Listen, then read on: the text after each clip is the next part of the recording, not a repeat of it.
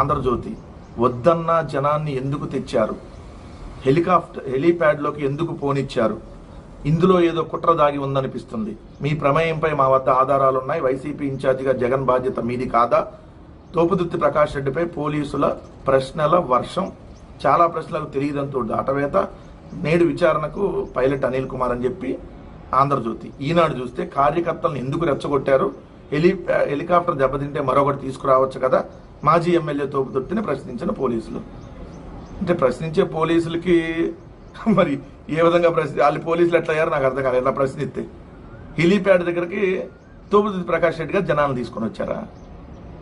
తోపుదుర్తి ప్రకాష్ రెడ్డి గారు మీ పోలీసు ఉన్నతాధికార ఆదేశాలతోనే దయచేసి హెలీప్యాడ్ దగ్గరికి ఎవరు వెళ్ళొద్దు, హెలీప్యాడ్ దగ్గర ఉన్న వాళ్ళందరూ వచ్చేసేయండి, అది జగన్మోహన్ రెడ్డి గారికి ఇబ్బందిగా ఉంటుందని చెప్పి ఆయన మైక్ తీసుకొని మరి మీరు చేయాల్సినటువంటి డ్యూటీని ఒక మాజీ ఎమ్మెల్యే డ్యూటీ చేశాడు.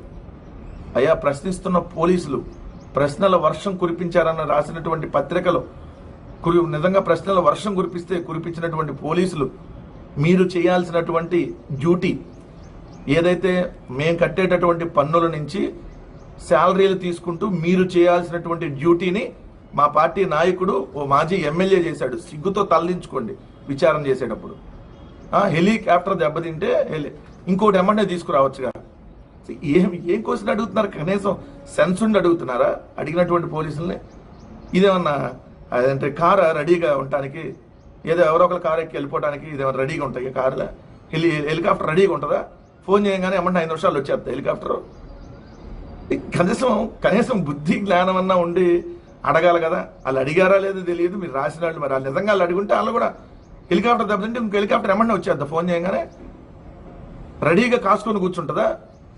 ఫోన్ చేయగానే ఏమన్నా పైలట్ గబా గబా ప్యాంటు షర్ట్ వేసేసుకొని గబా గబా పరిగెత్తుకొని దాన్ని తోసేసుకుని హెలికాప్టర్ని వచ్చేస్తాడా?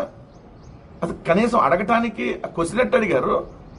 ఆ క్వశ్చన్ వాళ్ళు అడిగారు అసలు మీరు రాశారా? మీకు కనీసం బుద్ధి జ్ఞానం అన్నీ ఉండాలి కదా. ఎవడన్నా ఇట్లా రాస్తాడా? ఎవడన్నా హెలికాప్టర్ దెబ్బతింటే ఏమన్నా ఇంకో హెలికాప్టర్ ఎందుకు తెప్పించలేదు అంటున్నారు. ఎట్లా వస్తుంది ఏమన్నా హెలికాప్టర్? ఏమన్నా 5 నిమిషాలు వచ్చేస్తా పరిగెత్తుకొని. ఎంత దారుణం చూడండి. 2 ఇది కుట్ర కోణం ఉంది. మేమే అంటున్నాం కుట్ర కోణం ఉంది. చంద్రబాబు నాయుడు గారు ప్రభుత్వం జగన్మోహన్ రెడ్డి గారిని లేకుండా చేయాలంటే కుట్ర కోణం ఉందని మేమే అంటుంటే ఆ విధంగా మీరు విచారణ చేయకుండా ఉల్టా మళ్ళీ మా మీద విచారణ చేస్తా. ఎంత దారుణంగా వాళ్ళ వార్తలు ఉన్నాయి చూడండి. ప్రశ్నల వర్షం కురిపించారంట. వైసీపీ ఇన్ఛార్జిగా మీకు బాధ్యత లేదా?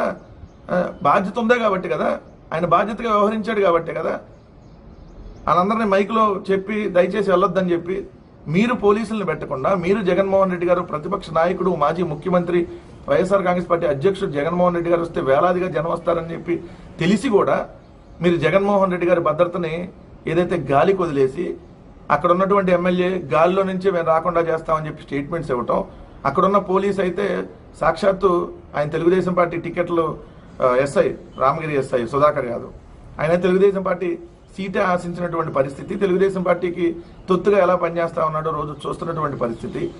జగన్మోహన్ రెడ్డి గారి నుంచి ఏకవచనంతో అతను మాట్లాడిన మాటలు ఇలా మీ పోలీసు వ్యవస్థలో ఉన్నటువంటి కొంతమంది పోలీసులు, అందరూ కాదు చాలా మంది మంచి వాళ్ళు ఉన్నారు పోలీసుల్లో, ఎవరైతే ఇలా కొంతమంది ఉన్నారో వాళ్ళు చేస్తున్నటువంటి తీరు వల్ల పోలీసు వ్యవస్థ అంతటికీ చెడ్డ పేరు వస్తూ ఉంది. ఈ ప్రశ్నల వర్షం కురిపించిన వాళ్ళు ఒకసారి ఈ వర్షాన్ని ఇది అలా ప్రశ్నలు అడిగామని చెప్పి ఒకసారి ఇంటికి వెళ్ళి చెప్పండి, వాళ్ళు కూడా నవ్వుకుంటూ సమాధానం చెప్తారు మీకు.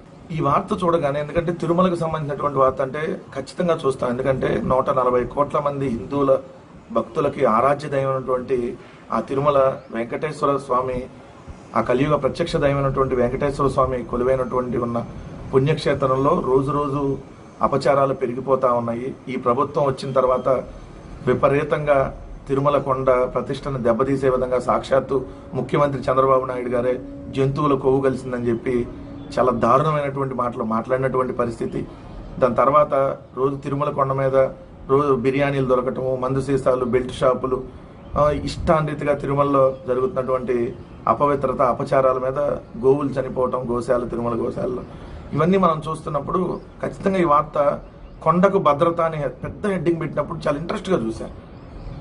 అసలు అలానే రాస్తారు వాళ్ళు, యాంటీ డ్రోన్తో కొండకు భద్రత అని హెడ్డింగ్ పెట్టారు. పెట్టి దాంట్లో మీరు చూడండి 2 ఫోటోలు కూడా వేశారు. ఇటీవల శ్రీవారి ఆలయంపై నుంచి అతి సమీపంలో వెళ్తున్న విమానం అని రాశారు. తిరుమల మొదటి ఘాట్ రోడ్లో డ్రోన్ ఎగరవేస్తున్న హర్యానాకు చెందిన దినేష్ బ్రాకెట్లో పాత చిత్రం.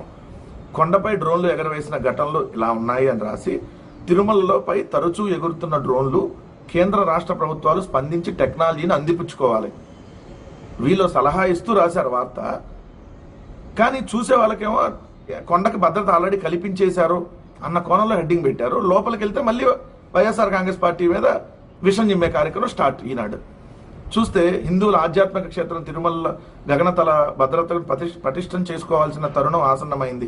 వైకాపా ప్రభుత్వం గత 5 ఏళ్లు ప్రకటనలకే పరిమితమై భద్రతా వ్యవస్థను పూర్తిగా విస్మరించింది.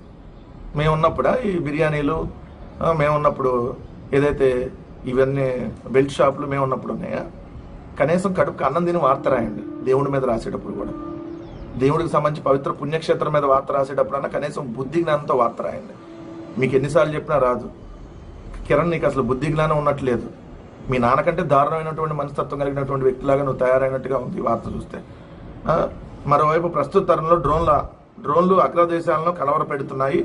ఈ చిన్న పరికరం పెను విధ్వంసాన్ని సృష్టిస్తుంది. ఈ డ్రోన్లు నిర్వహించే వ్యవస్థ శ్రీవారి సన్నిధిలో లేకపోవడం ఆందోళనకరం. మరి మీరు 11 నెలలు అయింది కదా వచ్చి, పెద్ద వ్యక్తికి చైర్మన్ పదవి ఇచ్చారు కదా. అంతకుముందు తెలుసు కదా, ఆయన TV5 అనేటటువంటి చైర్మన్గా ఉన్నటువంటి TTD చైర్మన్ ఇచ్చారు కదా. 6గురిని మొన్న తొక్కిసలాట్లో చనిపోయేటట్టుగా ఏదైతే వీళ్ళ నిర్లక్ష్యం వల్ల జరిగింది కదా. తిరుమల రోజు అపచారాలు వీళ్ళు వచ్చినాకే కదా జరుగుతుంది. కానీ వైకాపా ప్రభుత్వం భద్రతను అంటే గాలికి వదిలేసిందంట. ఇది ఇప్పుడు ఈ 11 నెలల్లో మీరు గాలికి వదిలేసినా అది వైఎస్ఆర్ కాంగ్రెస్ పార్టీ ప్రభుత్వం మీద నెట్టడమే. కనీసం కడుపుకి అన్నం తిని రాయండి వార్తలు. కొండపై డ్రోన్లు ఎగరవేసిన ఘటనలు ఇలా 2023 జనవరిలో, మరి 24 జనవరిలో, 25లో ఎందుకు రాయాలా? అప్పుడు ఎగరేసినా తప్పే.